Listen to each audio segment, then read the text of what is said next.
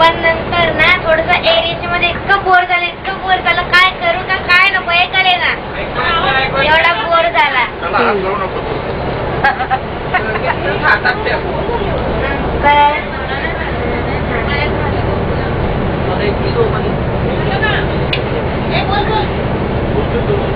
मला पुन्हा एकदा इकडे येऊशी खूप वाटतंय.